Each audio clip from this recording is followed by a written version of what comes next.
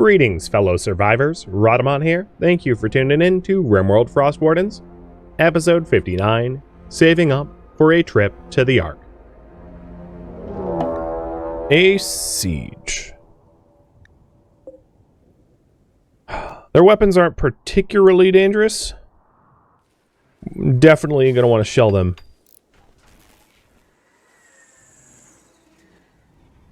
With the change the location of the heaters here. But I thought I had 4. 1, 2, 3. Did I not queue up the last one? We'll put a 4th there. The inner courtyard should be a bit warmer. Warm enough that like we won't suffer hypothermia while in there.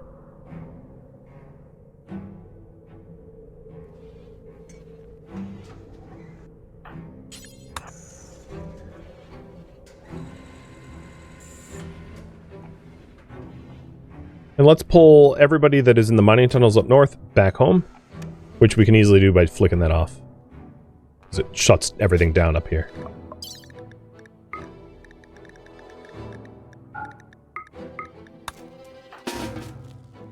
At home, guys! We got a war on our hands. So their supply shipment just got sent. Axios and Cardinal man the mortars. Hold fire, set to incendiary, and soon they're going to need to be rebarreled, but there's at least 3 more shots left before that is true.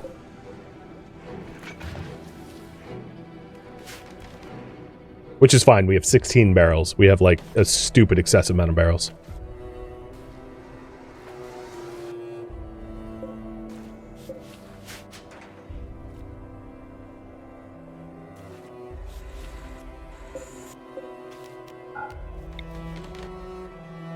Alright, I'm not going to be gentle. I'm aiming for, like, center camp. I don't care if we hit the shells. We have a bit of shells stockpiled already. It's not a big deal if we lose some.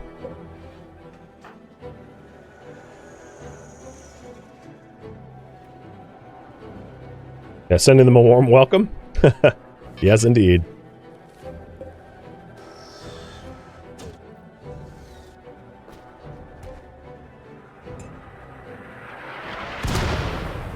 Alright. Godless is assaulting the colony. I don't know if the shells are going to survive. Nope, they aren't. The mortar shell, the components survived. And some of the steel. And of course they have barricades of wood that might burn. They didn't have any dangerous weapons, I saw. Like no doomsday triples, anything like that. Which is good. And then this moisture pump fully expanded. So I should... One of the more important things that I want to do is this. But not right now, obviously. And that will give this pillbox area much better firing angles. In fact, I might even do something like that.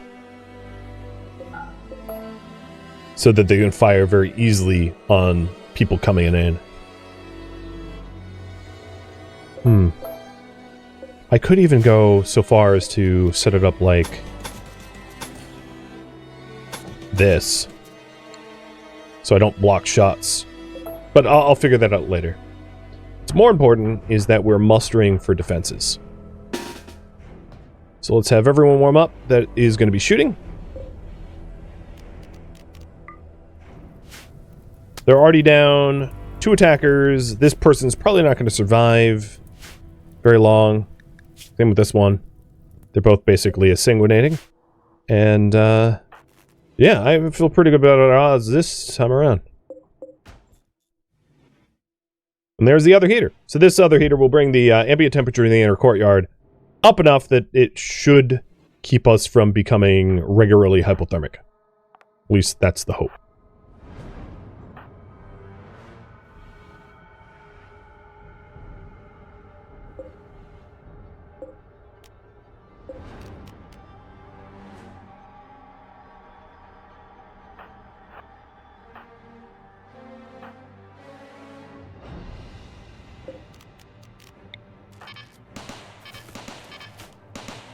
And these turrets are mostly just to, like, break up large hordes of them.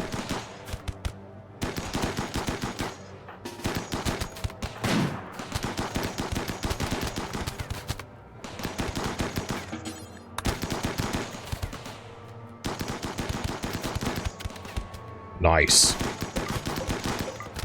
Kill the drug addict.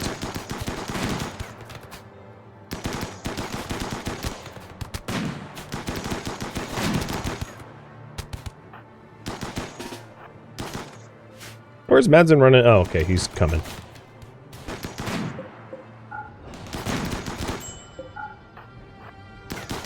Who got clipped? Cardinal? Stomach. Oh, that's not good. I still have the design flaw of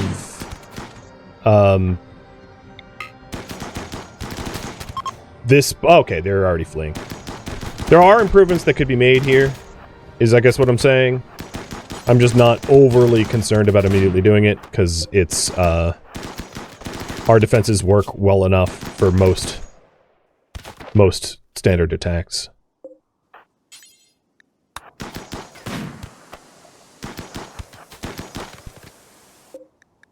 Anyone we want to recruit? An undergrounder that only does plants? That's pretty low priority.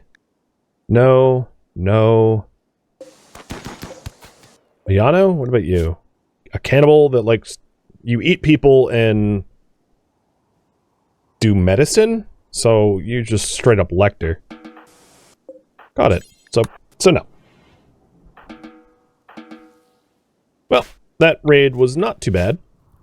Does look like the barricade's burned, as I was concerned about, but we kept some value there. 12 components is nothing to scoff at. What are you running from? Oh, Yano got. Oh, and there's Pharaoh. Teetotaler? No. I mean, you're good at mining and construction, but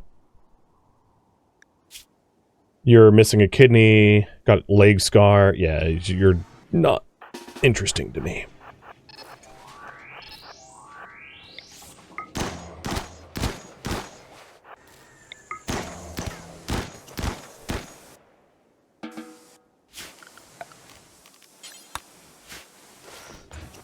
Okay, so the inner courtyard is actually negative 27. I think what I'm going to do is I'm going to change these heaters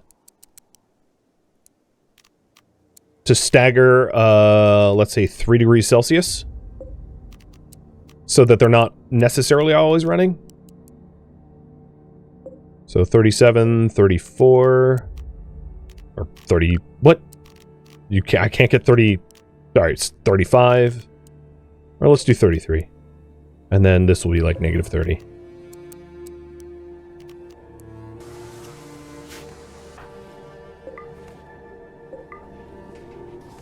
One of the reasons why it actually warmed up is we had temporarily closed the doors for the raid.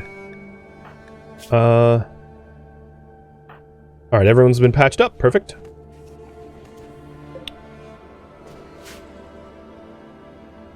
And we're just waiting on 26 plasteel for the sword. So Sheep is working on that, and we can open up the mining tunnels back north.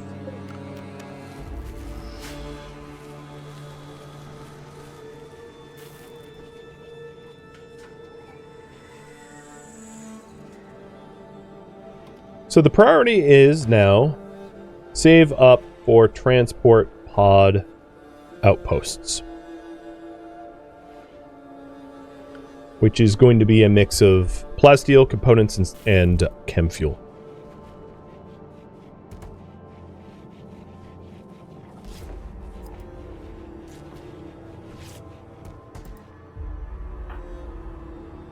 Pawn value go up when work driven? Probably. I don't know that off the top of my head. But probably because, like, even in injured pawn, their value goes down. Value is, like, immediately related to manipulation rate.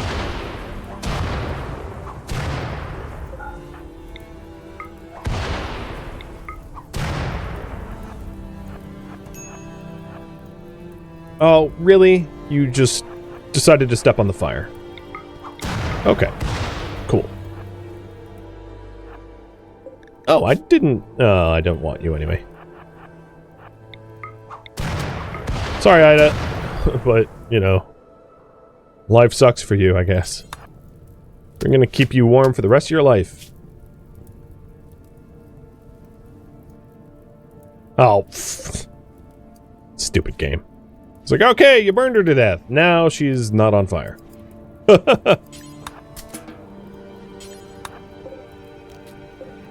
Also, let's reload the barrels. So we're ready for the next siege or whatever. And Winter, you gotta go warm up. Oh! Winter is warming up in the center courtyard. So that's a first. That's good to see. So this is what the ambient temperature looks like. I know you can't really tell, but the inner courtyard is going to get a 40. Outside is going to be 86. So it's like super warm compared to the outside. Doesn't sound like it, but it is.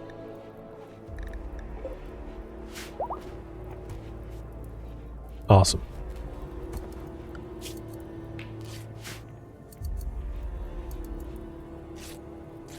Can you drop pod into an undiscovered map tile? What if it's an ocean? It won't let you target oceans. So, I'll prove that to you.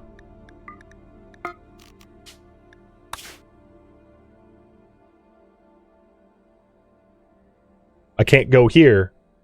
Probably a pond. Right? It just blocks you. So even if I can't see, I can, you know, play Battleship. C6, it's land. C7, it's water. You get the idea. All right, this is the first batch of beer. I will say we are ending up with more tea than we have tea drinkers. So I'm going to transition these two benches back from over to strawberries. And then let's go ahead and assign the drug policies for beer. So beer, keep one in inventory. And frequency will be every 2 days if mood is below 65 or recreation below 45. Basically the same as tea. And see if that policy helps out.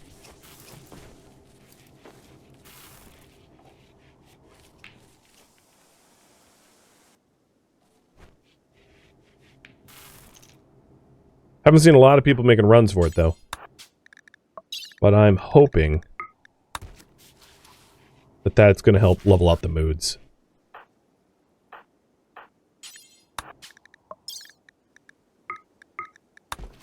And we're doing even more faction colors. Thank you, Tigtoria.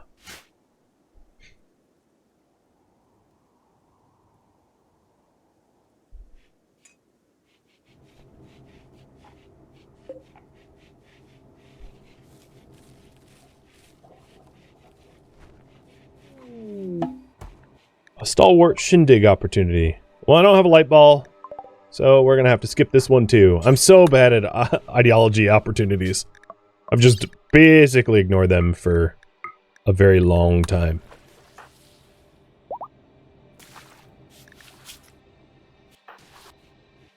They're expensive, what can I say?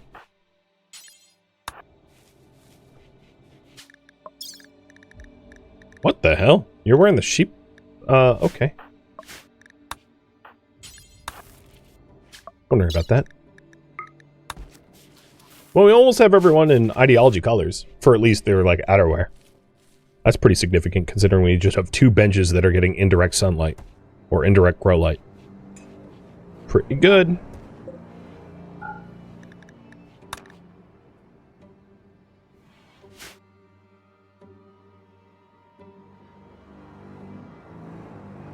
How many dead do we have now? Just the one? No. One. So the siege site itself has some dead. Let's see. Axios and JD. So here is a significant change to our hallways. These tunnels are warm enough now that no one is getting hypothermia traversing them. Same with the center of our base. So it might have seemed like to some a frivolous project, but because we're relatively capable of heating our bases up with chem fuel and not wasting too much chem fuel because they're relatively fuel efficient. We have, as a result, managed to raise like the temperature level of comfort in and around the base to a point where like hypothermia is not really, I would say, a thing of the past, but like not something we have to critically be worried about constantly, which is I think pretty significant.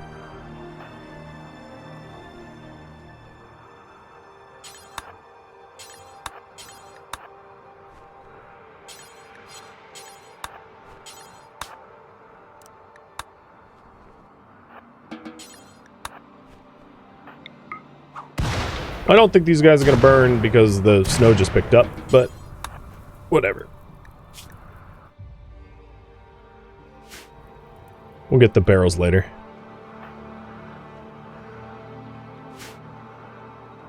It is officially spring, and it's a toasty -78 outside.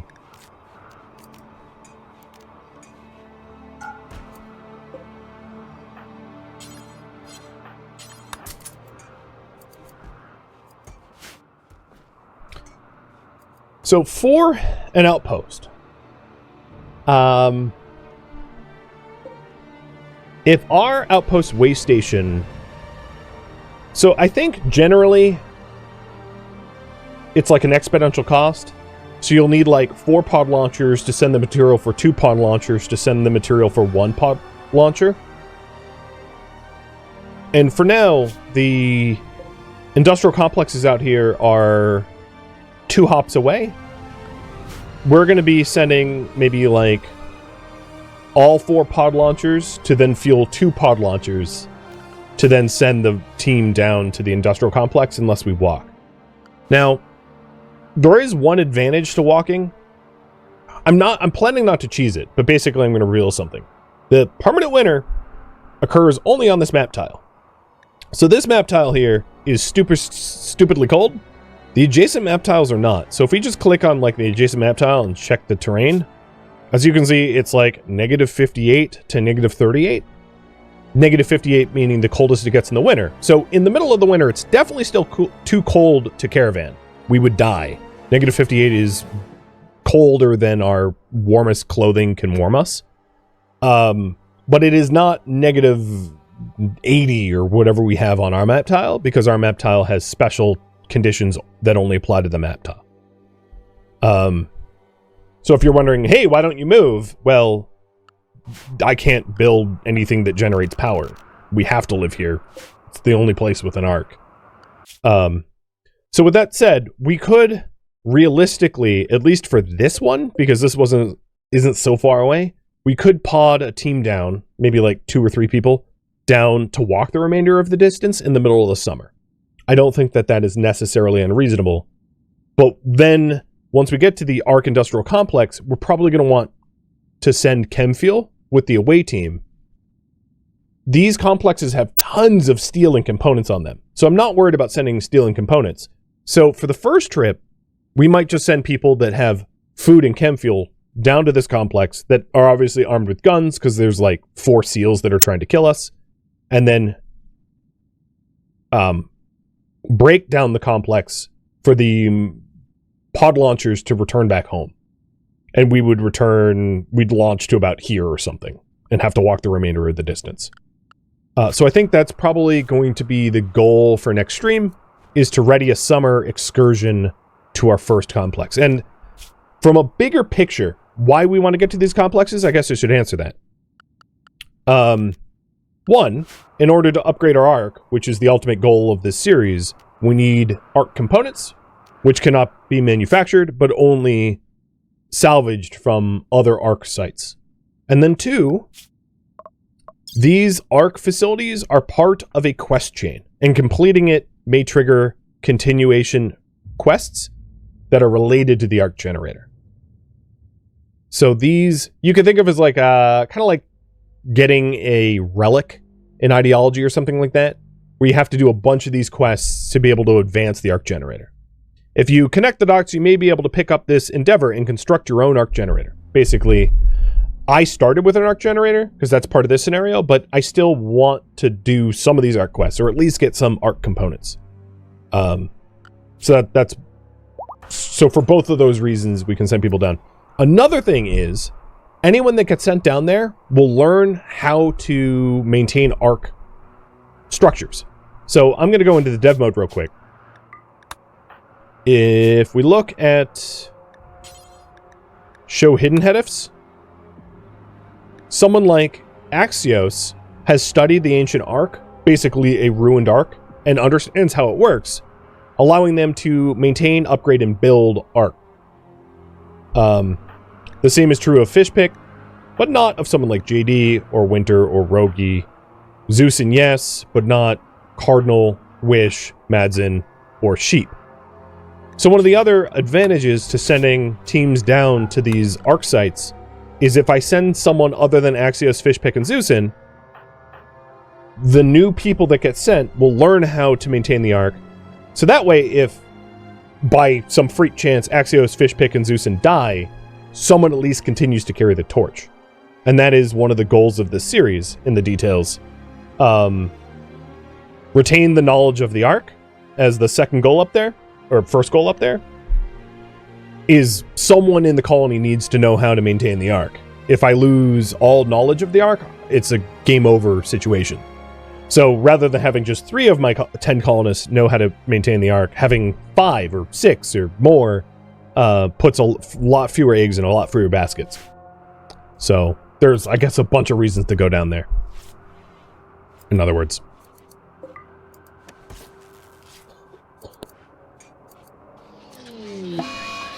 Is that thing hidden by default? Yes. Yeah, you can't normally see it. I mean, I remember who my 4 founders are. It was Axios, Fishpick, Zeusin, and Nabla happens to be dead. So if we resurrected Nabla would have that hidden hedif as well.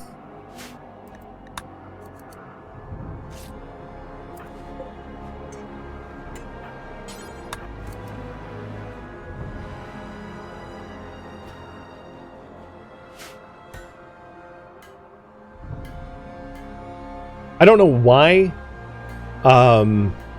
Vanilla Expanded Team decided to hide the hedif. I guess they just decided that they wanted it hidden as like an arbitrary choice. Oh, and we're out of food.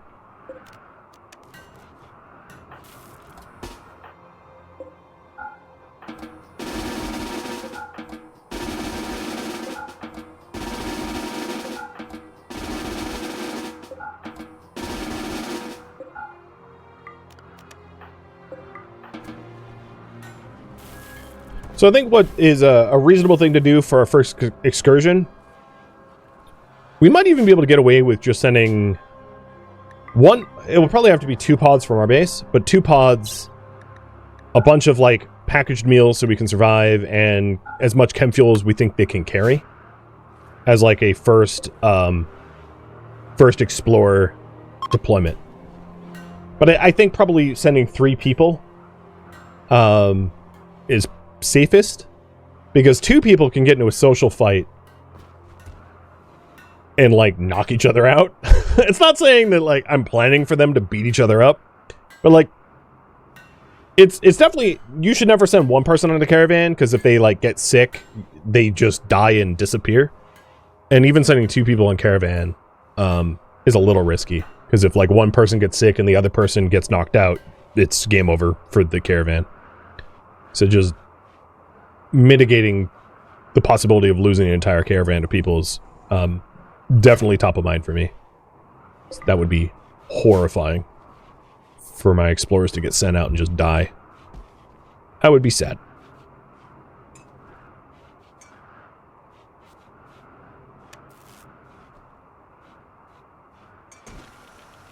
You saw a playthrough with Arc that pawns had the Arc study desire in their moods. That is an ideology thing that I'm not running with. I'm creating my own story. Wow, this club is on land. That's why it's not going away.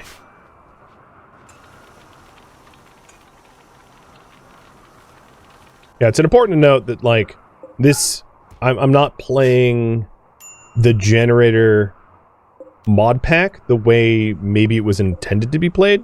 I'm manipulating it to fit my needs. So, things might look a little unusual as a result. Oh, speaking of social fights, we got a good old insult spree. Well, Cardinal, I hope you didn't want to like Rogie, because, well, yeah, you don't now.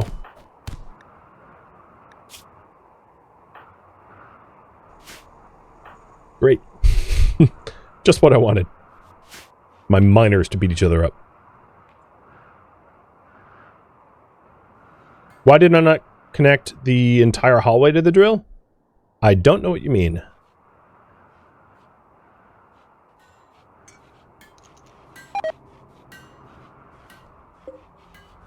So we're down to 282 chem fuel. And we use 21 a day? We're fine.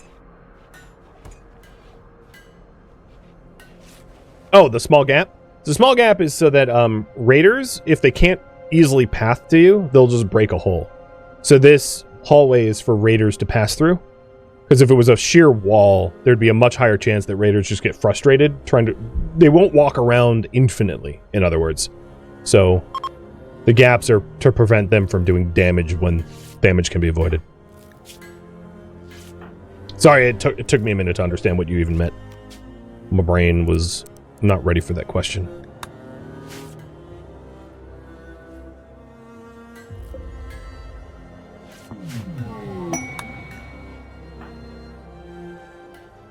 Man, second of spring and it's still negative 80 out. Negative 80 is cold enough, like, we're not going... Oh, shoot. Prepare a while. 100% snipers.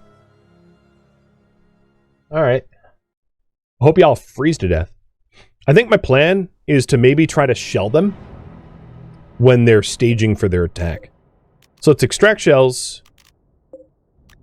Stick in high explosives.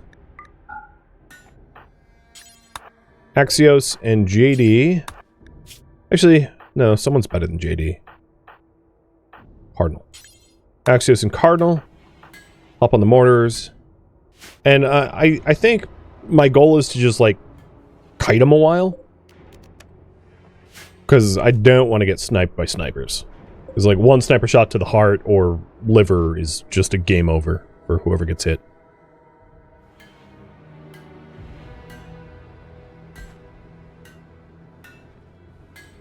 We're really close to having that long sword. It's too bad that,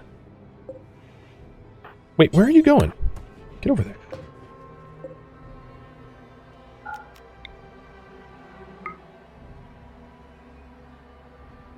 Come on. Land it. Wah! Feel like Wario. Wah! You idiots! Damn you! I think what I want to do is to rearm both barrels.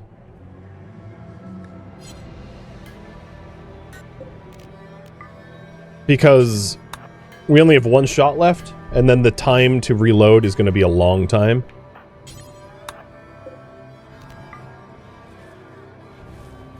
And this allows us to do subsequent shots more quickly. Okay, so now they're both rearmed.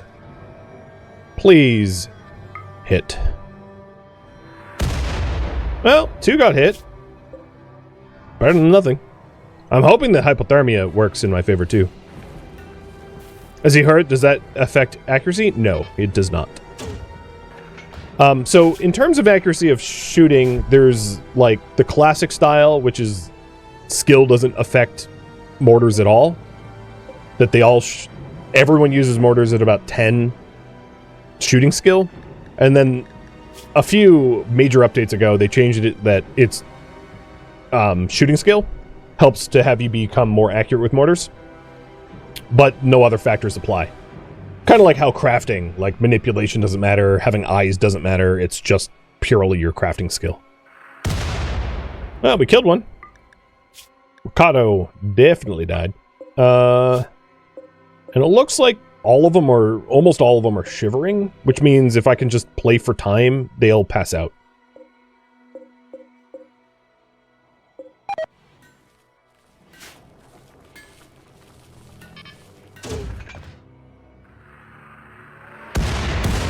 Well, that was a good shot, too.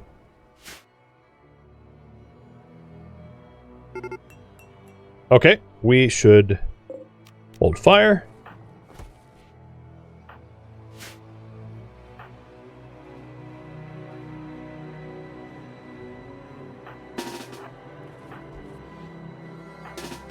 You two warm up. Oh, Zeusen, you changed your parka.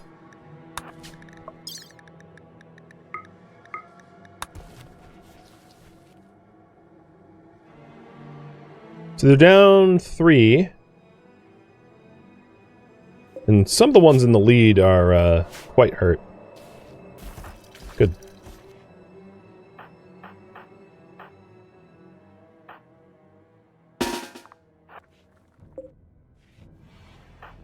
So I have my brawlers here, because I know they only have sniper rifles. I have my brawlers way out in front to basically mess with the enemies.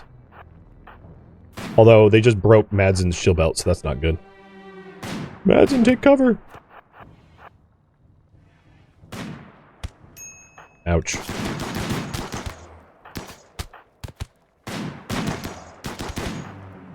I should not have been out this far.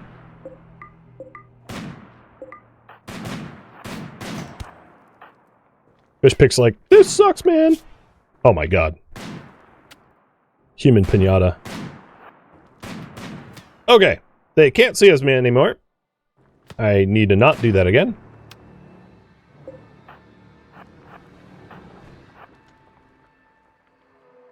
Sheep. Might not be the right time to do that, friend.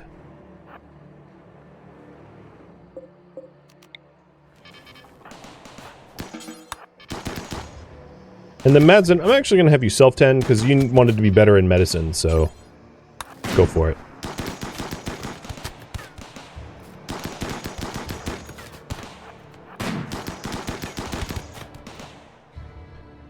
Actually, sheep, come and flip-flop the door here, and I'll fishpick do the same.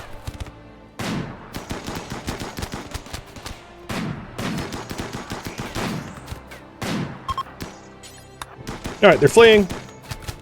Had I not done that dumb thing with Madsen, I don't think that we would have had really any injuries at all. Ah, run!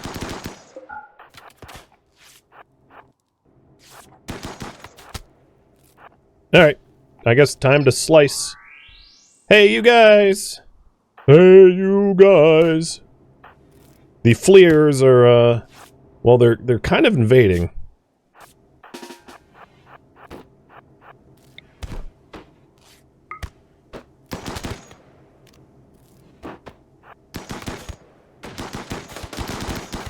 Out! Out, I say! Out! Well, they broke one door, not a big deal. Sam, you any good? Careful shooter? Hell no. Jake, how about you? Unwaveringly loyal. So you get to be iced as well.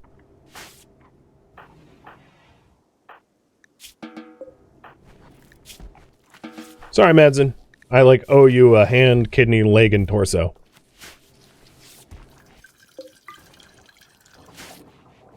So they broke 2 doors.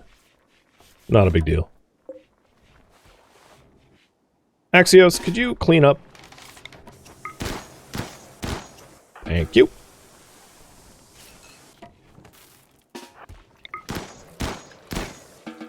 I keep forgetting, he's not the only Bloodlust anymore, is he? Who's the other Bloodluster? I think we had another Bloodluster. Am I wrong? Oh, Winter. Yeah, Winter doesn't mind getting his hands dirty, or her hands dirty either. I'll have to remember that.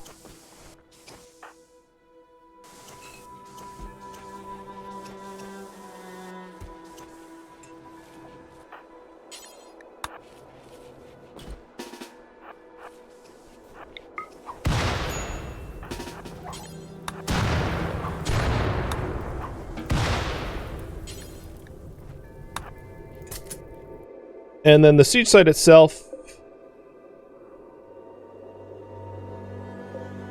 there's not much to clean up. I mean, there's some bodies, a little bit of medicine, some barricades.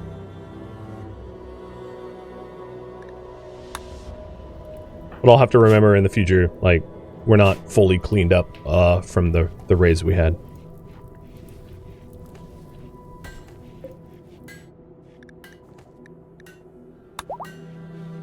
Come on, Zeusin. Masterwork. Give me a masterwork. It is excellent. Well, at least it's the same quality. So, Madsen, guess what? You got yourself a lovely plasteel longsword now. Got 2 of those bad boys.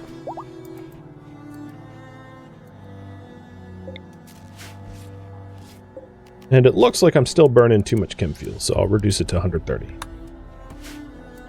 Southern entrance is still open? Yeah, noted. Get that closed.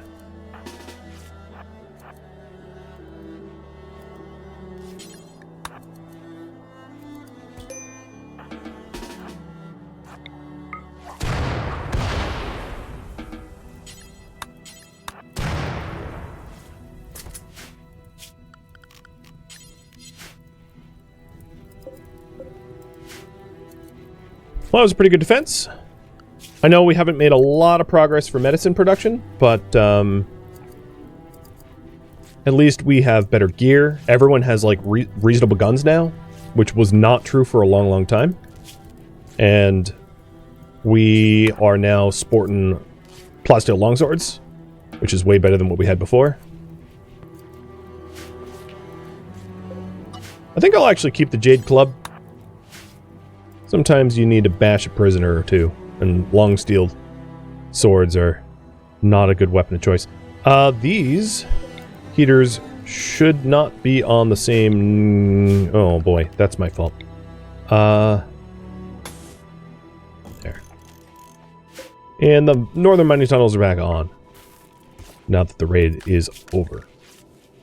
But I would say it's still, like, a bit too cold to allow the people to, like, go everywhere they want. We're still, like, inside winter temps.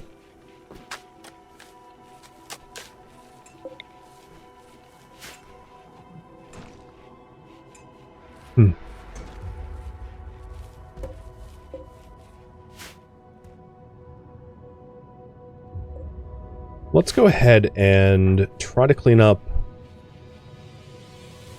a little bit of the siege sites then. Winter with creativity. Not helpful at all. So I'm just going to ignore that. So looking at the clock, this is probably the last thing I'm going to do.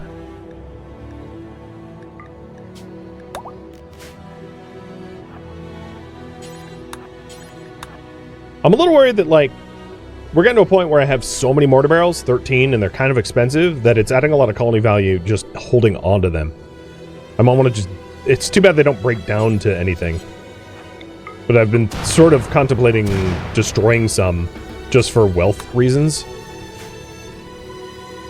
Because each mortar barrel is, what, like 600 or something? 380, well, yeah. 600 is base value. Why do I know that number? Damn it.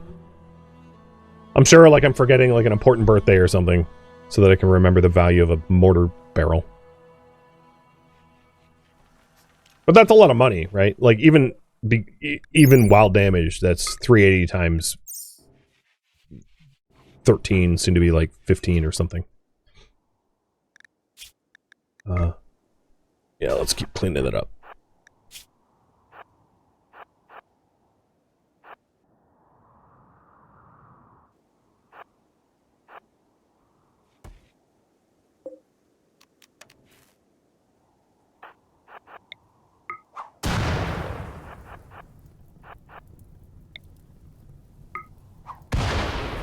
I've had to control colony wealth so much I've memorized the high-value items. It's not even a particularly high-value item. But yeah, true. And it's also a tiny fraction of what, like, a legendary bed would be or something like that. You know, when you're really trying to min-max anything Masterwork or Legendary is going to be a lot more painful, because Masterwork and Legendary stuff drive up total value way more than like a random mortar barrel that never has you know, a numeric value, because there's no quality assigned to it.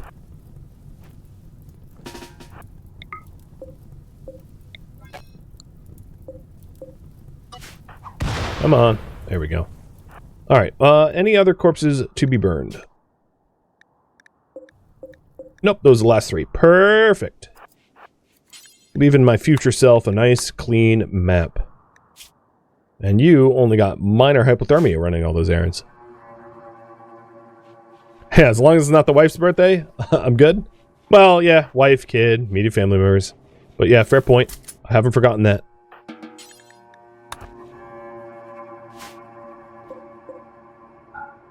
Now, occasionally I forget how old I am. I have to start doing math. You know you're old when you're like, wait, is it an even or odd year? When was I born? Shoot. But this, my friends, I think, after the massive amounts, well, looking at it doesn't look like a lot of raids, but a lot of these bubbles are like doubled up. But this, friends, is where I am going to leave off for this week. Thank you for tuning in to RimWorld Frostwardens, which originally streamed live on Twitch. If you have any feedback or questions for me, let me know in the comments below. If you would like to catch a live stream of mine, Rhadamant.com has my stream schedule and countdown timers to upcoming streams. If you would like to join my online gaming community on Discord, Rhadamant.com has a link to it, as does the description of this video.